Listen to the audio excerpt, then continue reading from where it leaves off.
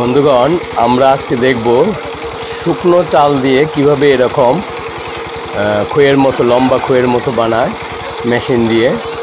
China থেকে হয়তো machine আমদানি করছে। দেখেন আপনারা কি সুন্দর একদিকে চাল দিচ্ছে আর একদিকে এইভাবে পেঁচে পেঁচে বের হচ্ছে সাপের মতো।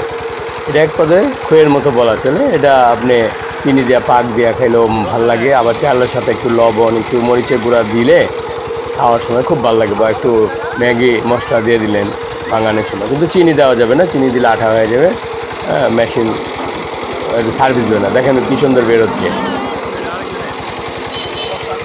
দেখেন আধা কেজি চালে অনেক অনেক হয়ে যায়, অনেক মানে ফোমের মতো, ফোম যেরকম সেরকম খেতে কিন্তু ভালো লাগে। যদি আপনি লবণ একটু মরিচ গুঁড়া ম্যাগি মশলা দিয়ে মিশিয়ে করেন ভালো লাগে। আর খালিটা অবশ্য অত ভালো লাগে না। 1 কেজি করলে তো মনে করেন আপনি 1 মাস জায়গায় এটা টুকটাক খাইলেন, মনে করেন অবসর সময় একটু মুখে দিলেন। এখানে এই যে এই মেশিনটা এই দিয়ে চলে, জেনারেটরটা দিয়ে। এটা 1 কেজি ভাঙাতে 40 টাকা নেয়। একদিকে চাল দিবে, শুকনো চাল, ভিজা চাল না, দিলে অটোমেটিকলি আরেকদিকে এইভাবে বের হতে থাকে। এই মেশিনটা চায়না। তা আপনারা দেখতে থাকেন, কমেন্টে জানায়েন যে কেমন লাগলো, দেখছেন কি না, কোথাও দেখে থাকলে জানাবেন। কোথায় দেখছেন, কোথায় জানালে আমি মনে করে বুঝতে পারবো সারা বাংলাদেশে এটা বিস্তৃত লাভ করছে।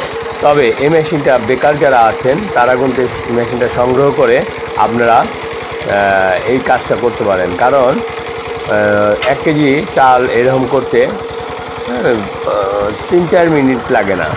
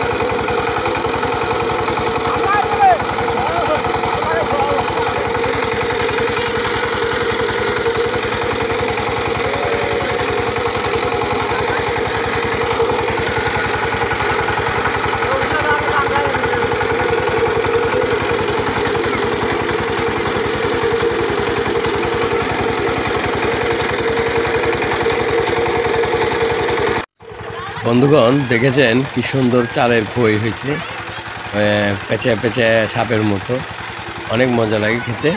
তা বেকার ভাইদের বলছি, আপনারা এই মেশিনটা কিনে দোকান একটা নিয়ে করতে পারেন, বা ভ্যান গাড়ি করে ঘুরে ঘুরেও এটা করা যায়। এটা একটা আয়ের উৎস। মেশিনটা মনে হয় খুব একটা বেশি দাম না, আপনারা খোঁজ করলে পেয়ে যাবেন। তো ভিডিওটি ভালো লাগলে লাইক করুন, কমেন্ট করুন, শেয়ার করুন, আর সাবস্ক্রাইব করে আমাদের চ্যানেলের সাথেই থাকুন।